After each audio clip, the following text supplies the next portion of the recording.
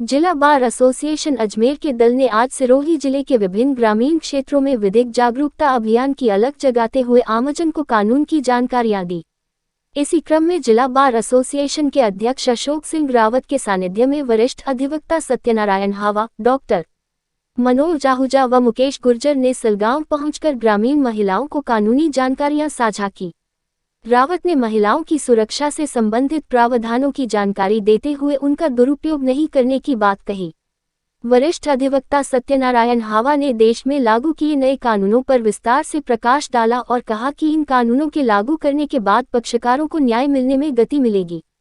Advocate doctor Manoj Ahuja ने कहा कि देश का संविधान उन नागरिकों को निःशुल्क विधिक सहायता उपलब्ध करवाता है जो कि आर्थिक रूप से पिछड़े हैं और विधिक सहायता प्राप्त करने वाले योग्यजन की जानकारी साझा की। इसके साथ ही उन्होंने जिला विधिक सेवा प्राधिकरण की भूमिका पर भी प्रकाश डाला। एडवोकेट मुकेश गुर्जर ने उपभोक्ता संरक्षण अधिनियम के प्रावधानों के लाभकारी प्रावधानों की जानकारी साझा करते हुए उपभोक्ता की परिभाषा व उनके द्वारा परिवाद पेश करने की दिशाएं व प्रक्रिया की जानकारी साझा की। इस मौके पर मौजूद महिलाओं ने कहा कि उनके यहाँ पेयजल की गंभीर समस्या बनी हुई है। पेयजल की व्यवस्था करने के लिए उन्हें भीषण गर्मी में करीब 3 to 4 किलोमीटर दूर जाना पड़ता है। इसके साथ ही उन्होंने बताया कि देश के प्रधानमंत्री नरेंद्र मोदी द्वारा चलाए गए स्वच्छ भारत अभियान के तहत हर घर में शौचालय जैसी योजनाओं के लाभ से वंचित रखा गया है। उन्होंने कहा कि आज भी हमें खुले में शौच जाना पड़ता है, जिसके चलते कई बार भालू सहित अन्य वन्य जीवों का शिकार होना पड़ता है। इसके साथ ही जल जीवन मिशन जैसी योजनाओं के लाभ से भी वंचित रखा गया है। महिलाओं द्वारा बताई गई समस्याओं की जानकारी मिलने पर जिला बार अध्यक्ष अशोक सिंह रावत व केकड़ी बार अध्यक्ष मनोज आहूजा ने उन्हें आश्वासन दिया कि वो उक्त समस्याओं को देश के प्रधानमंत्री नरेंद्र मोदी व प्रदेश के मुख्यमंत्री भजन लाल शर्मा तक पहुंचाकर उन्हें शीघ्र राहत प्रदान करने का प्रयास करेंगे। वहीं इस मौके पर विधिक साक्षरता का लाभ लेने वाली लाभार्थी महिलाओं ने विधिक जागरूकता देने वाले दल का अभिनंदन कर उनका धन्यवाद ज्ञापित किया। नमस्कार साथियों, आज मैं लेकर के आया हूँ माउंट आबू के छोटे से गांव में। आप देख सकते हैं महिलाएं इतनी भीषण गर्मी में पानी भरने के लिए जा रही है।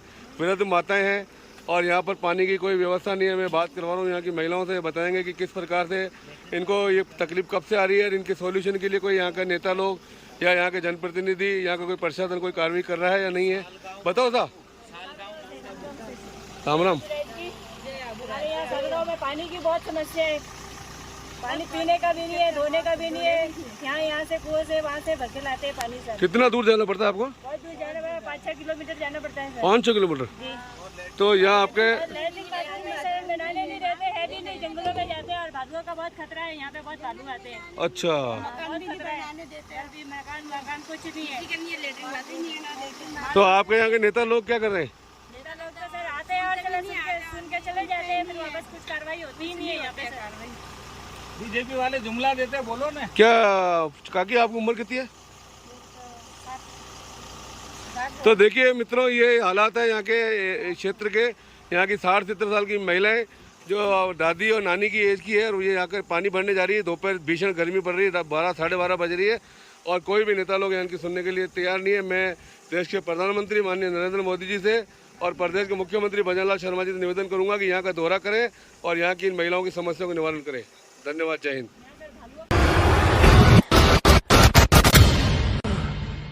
सुप्रीम कोर्ट ने हाल ही में सभी राज्यों और संघ राज्य क्षेत्रों को निचले स्तर पर संरक्षण अधिकारियों की नियुक्ति करने, घरेलू हिंसा अधिनियम 2005 की स्कीम का प्रचार करने, आश्रय गृहों का सृजन करने और व्यथित महिलाओं के लिए कानूनी सहायता उपलब्ध कराने के निर्देश जारी किए हैं। जस्टिस BV नागरत्ना और जस्टिस SC शर्मा की खंडपीठ घरेलू हिंसा अधिनियम 2005 से महिलाओं के संरक्षण के प्रभावी कार्यान्वयन के लिए एक गैर सरकारी संगठन we the women of India की याचिका पर सुनवाई कर रही थी। खंडपीठ ने कई निर्देश जारी किए, जिसमें से पहला निर्देश जिला और तालुका स्तरों पर अधिनियम की धारा 9 के तहत सुरक्षा अधिकारियों की व्यवस्था।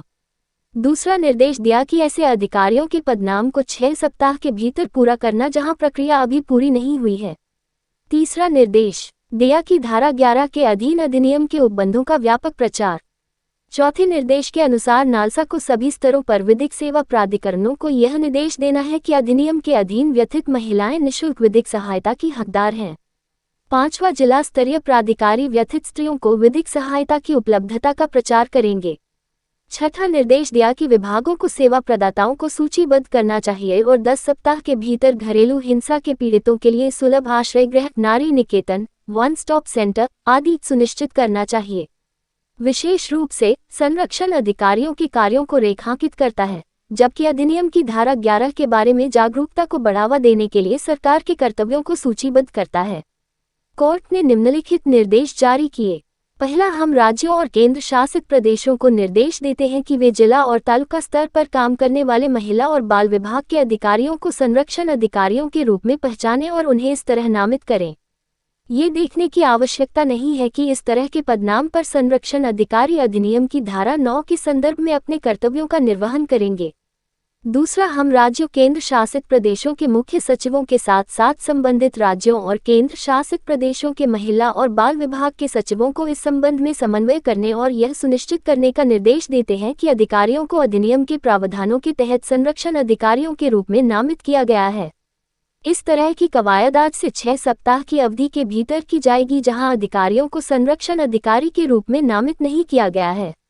तीसरा, प्रतिवादी राज्य और केंद्र शासित प्रदेश अधिनियम के कार्यान्वयन के लिए विभिन्न मंत्रालयों और विभागों द्वारा प्रदान की जाने वाली सेवाओं के बीच प्रभावी समन्वय रखने के लिए अधिनियम के प्रावधानों के बारे में सार्वजनिक मीडिया के माध्यम से व्यापक प्रचार करके अधिनियम की धारा 11 के तहत अपने कर्तव्यों का निर्वहन करने के लिए कदम उठाएंगे और यह सुनिश्चित करेंगे कि अधिनियम के तहत महिलाओं को सेवाओं के वितरण से संबंधित विभिन्न मंत्रालयों के प्रोटोकॉल का पालन किया जाना है। जबकि हम इस संबंध में आगे निर्देश जारी कर सकते हैं, हम उम्मीद करते हैं कि धारा 11 के स्पष्ट प्रावधानों को ध्यान में रखते हुए राज्य सरकार उक्त प्रावधानों के तहत निरूपित सभी उपाय करेगी। चौथा, हम ये भी नोट करते हैं कि धारा 11 भी केंद्र सरकार पर शुल्क लगाती है और इसलिए हम निर्देश देते हैं कि अधिनियम की धारा 11 के कार्यान्वयन के लिए भारत संघ द्वारा पर्याप्त कदम उठाए जा सकते हैं, जो ऊपर उद्धृत किया गया है।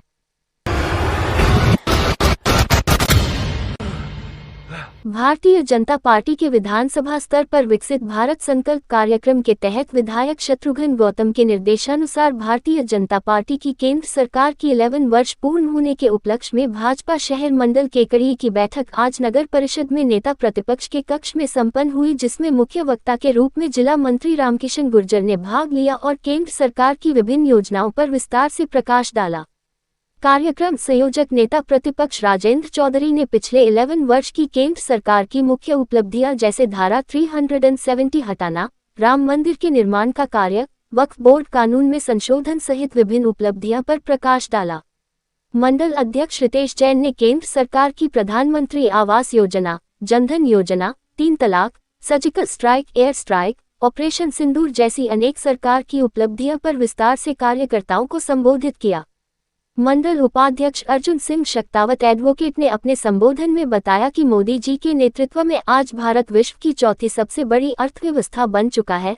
आज पूरे विश्व में भारत विश्व की सबसे तेजी से बढ़ती अर्थव्यवस्था है। यह मोदी के ही नेतृत्व का कमाल है कि G7 की मीटिंग में सदस्य नहीं होते हुए भी आयोजक देश कनाडा ने भारत को आमंत्रित किया और उसका कारण बताया है कि आज भारत की जनसंख्या और भारत का विश्व में बढ़ता हुआ प्रभाव को इग्नोर नहीं किया जा सकता।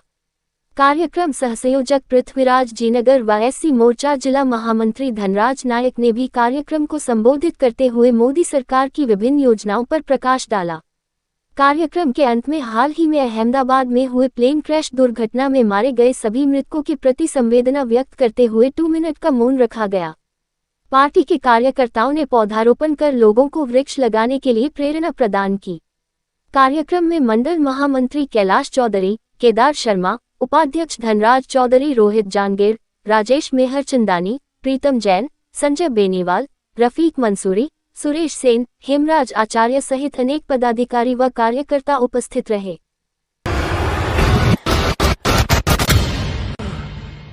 अंतर्राष्ट्रीय रामस्नेही संप्रदाय के प्रधान पीठाधीश्वर अनंत विभूषित जगत गुरु श्री 108 स्वामी रामदयाल महाराज के पावन कर कमलों से एवं केकड़ी विधायक शत्रुघ्न गौतम के मुख्य आतिथ्य में शुक्रवार को सायं पुरानी केकड़ी सूरजपोल गेट बाहर अंतर्राष्ट्रीय रामस्नेही संप्रदाय की नवनिर्मित रामस्नेही वाटिका का भव्य लोकार्पण किया तथा मंगल प्रवेश पर श्रद्धालुओं ने बिछाए पलक पावड़े। इस दौरान संपूर्ण परिसर राम नाम के जयकारों से गुंजायमान रहा।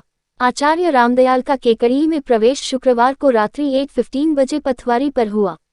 आचार्य के प्रवेश पर श्रद्धालुओं ने पलक पावड़े बिछा दिए। आचार्य रामदयाल का गाजे बाजे से श्रद्धालुओं की उपस्थिति में मंगल प्रवेश जुलूस निकाला।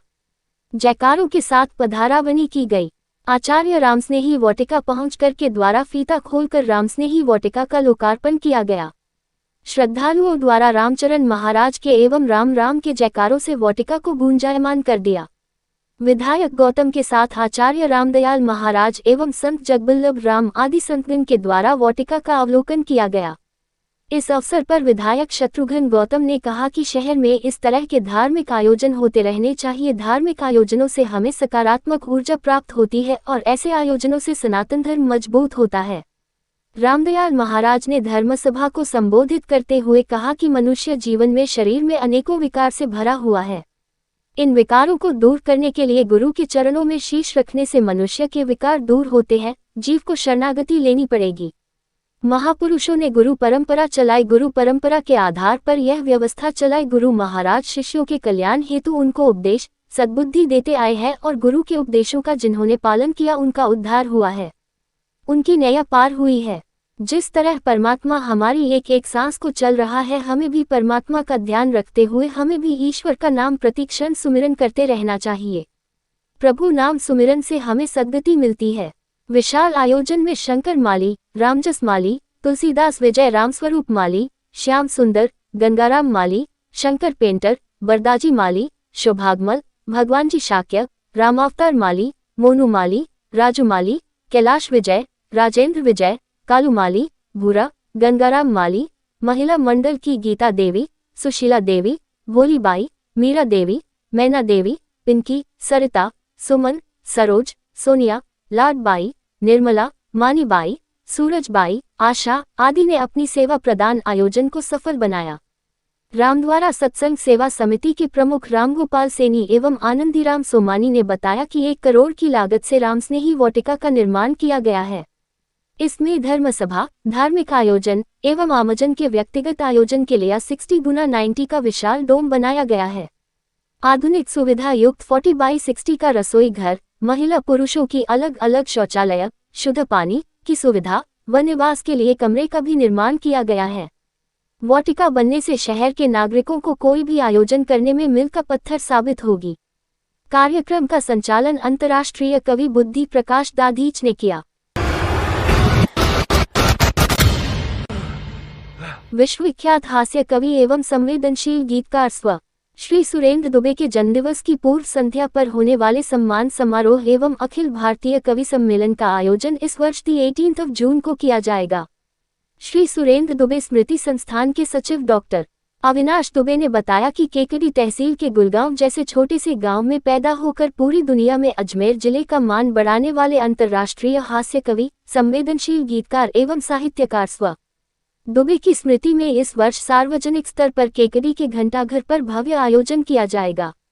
इस अवसर पर स्व श्री सुरेंद्र दुबे की स्मृति में 6वां विश्वविख्यात हास्य कवि श्री सुरेंद्र दुबे स्मृति सम्मान 2024 इंचेस अंतर्राष्ट्रीय ख्याति प्राप्त वरिष्ठ अंतर्राष्ट्रीय वीर रस कवि श्री हरिओम पनवार व 7वां विश्वविख्यात हास्य कवि श्री सुरेंद्र दुबे स्मृति सम्मान 2025 इंचेस अंतर्राष्ट्रीय ख्याति प्राप्त वरिष्ठ लोकप्रिय गीतकार डॉक्टर विष्णु सक्सेना को दिया जाएगा। उक्त पुरस्कार के अंतर्गत चेक द्वारा दोनों कवियों को अलग अलग 1,11,111 रुपये की राशि के साथ ही सम्मान स्वरूप शॉल, श्रीफल, ताम्रपत्र एवं स्मृति चिन्ह आदि प्रदान किए जाएंगे। गत वर्षों में ये पुरस्कार देश के लब्ध प्रतिष्ठित हास्य कवि पद्मश्री श्री सुरेंद्र शर्मा नई दिल्ली तथा अप्रतिम गीतकार श्री संतोष आनंद नई दिल्ली, हास्य एवं व्यंग्यकार श्री अशोक चक्रधर तथा अंतर्राष्ट्रीय मंच संचालक व कवयित्री डॉक्टर कीर्ति काले नई दिल्ली, श्री पम सत्यनारायण सत्तन भोपाल को प्रदान किया गया था। उक्त पुरस्कार में 1,11,111 रुपये नगद तथा शॉल, श्रीफल, ताम्रपत्र एवं स्मृति चिन्ह आदि दिए जाते हैं। देश भर में किसी कवि की स्मृति में व्यक्तिगत संस्थान द्वारा दिए जाने वाले पुरस्कारों में ये सबसे बड़ी राशि का पुरस्कार है। स्व दुबे के सम्मान समारोह में सम्मानित होने वाले अंतर्राष्ट्रीय वीर रस कवि श्री हरिओम पनवार, वरिष्ठ अंतर्राष्ट्रीय लोकप्रिय गीतकार डॉक्टर विष्णु सक्सेना के अलावा देश के नामचीन कवि, अंतर्राष्ट्रीय कवयित्री एवं मंच संचालक डॉक्टर कीर्ति काले नई दिल्ली, अंतर्राष्ट्रीय पेरोडीकार डॉक्टर कैलाश मंडेला शाहपुरा, हास्य कवि एवं गीतकार दीपक शुक्ला दनादन भोपाल, हास्य कवि सुदर्शन बंटी द्वारा काव्य पाठ किया जाएगा। जन महोत्सव के रूप में आयोजित होने वाले इस आयोजन की तैयारियां पूर्ण कर ली गई है।